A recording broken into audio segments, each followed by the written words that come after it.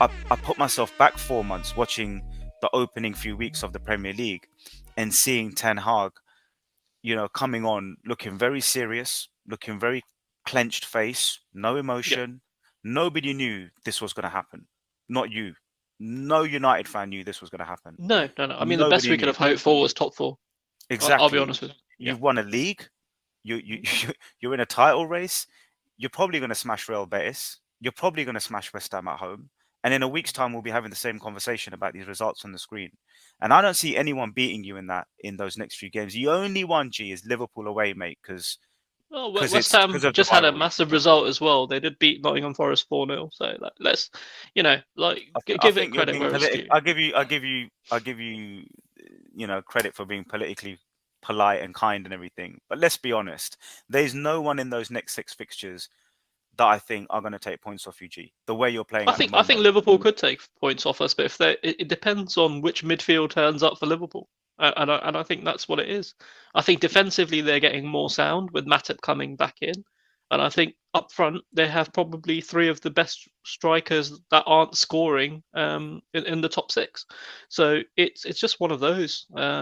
We can't get carried away. We're going to win the games that are put in front of us where we can, and I think odd bad result. What I'm trying to say is one bad result, one draw, should not chalk off what Ten Hag's all about. Ten Hag is about trying to create structure at this club, which is built on discipline and good coaching.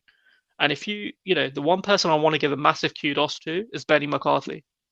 Benny McCarthy has come in under the radar as our striking coach, and he has transformed the way that final third works. So there's a lot of good stuff happening at Tell United. us Not about tell every us about the umbrella, Mr. Steve McLaren. What's he doing back in Manchester? Is he? Yeah.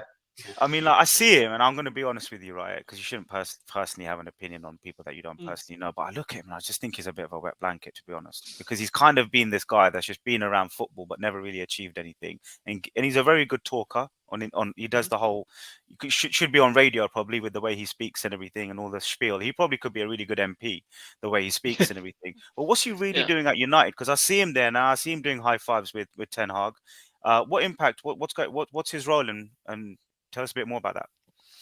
yeah. I think Ten Hag was really clever by bringing Steve in actually because there's two things. One, he's got experience of the league in Holland, and he's got experience of the league in the UK. Plus, he has the ability to try and keep the players, you know, whether we like it or not. He's coached at the highest level. He speaks multiple languages, a bit like Roy Hodgson.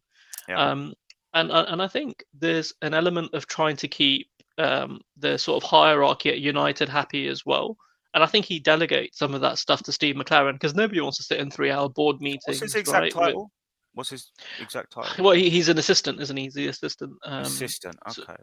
yeah. Interesting. So, but Umbrella from coach. that side, yeah. Mm. But you've got a team there. You've got four core people who are sort of circling around United's success in terms of the coaching staff, and he's a big part of it as well. So he's always been a good second in command. I think where you're probably looking at him is when he's come into managerial capacity himself. Mm. He hasn't really done it, but as a second in command, I think he's been really good. A bit like Archie Knox, and a bit like some of the really good Mike Phelan. Again, people talk about him in a derogatory way, but the guy's Carlos been there for Queiroz him. as well, the Yeah, Portuguese Carlos yeah, Queiroz, when he was in. Yeah. exactly. Yeah. Ricky VJ, any other questions or points you want to make about United? Do you see them dropping No, points?